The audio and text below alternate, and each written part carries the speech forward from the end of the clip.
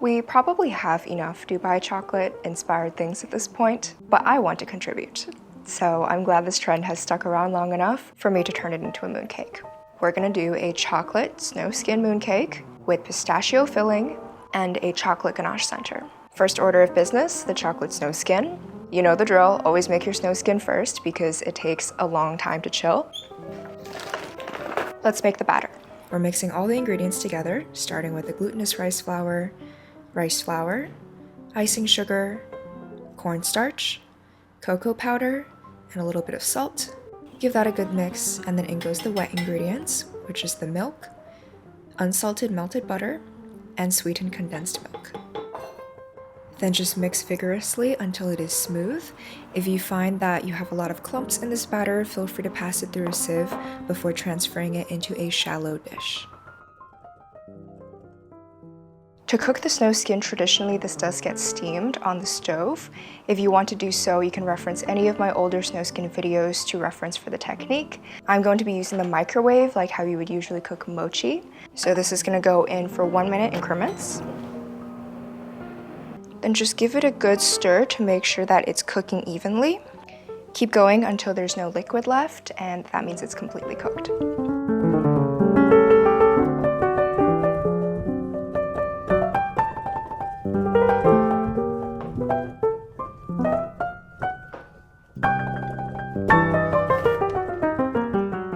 Once it's cool enough to the touch, you can go in with your hands, or you can just stick with a sturdy spatula to knead it. We have to knead the snow skin for it to get that smooth and silky texture because we're reworking all of the oils that got separated in the cooking process back into itself, smoothing out any of those clumps. Tightly wrap this up using plastic wrap, and then into the fridge. It's gonna go for at least 2 hours to chill, even better if it's overnight. And in the meantime, we're gonna make the filling. Filling is composed of 2 parts, the pistachio filling and then the chocolate ganache center. We gotta do the ganache center first because it takes a while to refrigerate as well. It's a very simple chocolate ganache, and usually I don't make a big deal about what type of chocolate you use, but for this recipe, the sugar levels are tailored for semi-sweet chocolate.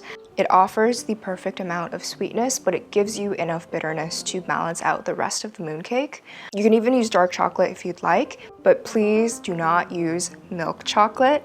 Maybe it's just my Asian taste buds, but when I tried using milk chocolate and I bit into the mooncake, it's just sugar, and I think it covers up the flavor of the pistachio, which is such a pity because that's really the star of the show, and I feel like it just throws off the balance of the entire thing. So we have the semi-sweet chocolate, then just add the heavy cream. And I like to mix it a little bit so that the cream is fully coating the chocolate. I think it just helps it melt a little bit better.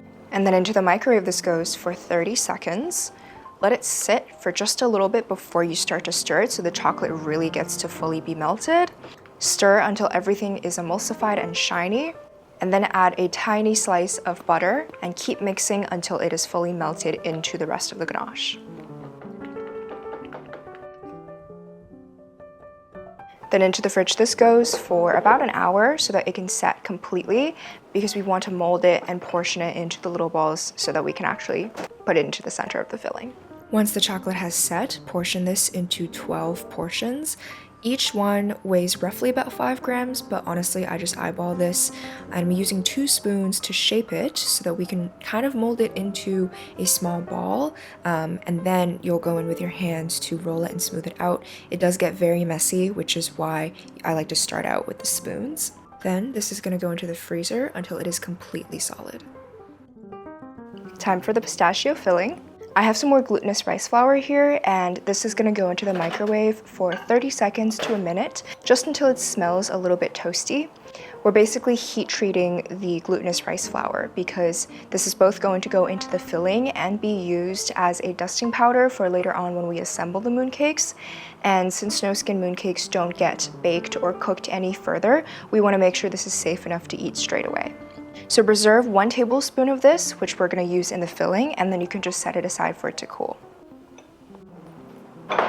Now for the star of the show, we have a lot of pistachios. These are roasted but unsalted. This way I can control the amount of salt that actually goes into the filling. You can also go with lightly salted, but if those are hard to find, you can just buy raw pistachios and toast it yourself. And I'm also adding some roasted almonds into this filling to kind of lighten up the pistachio flavor just a tiny bit.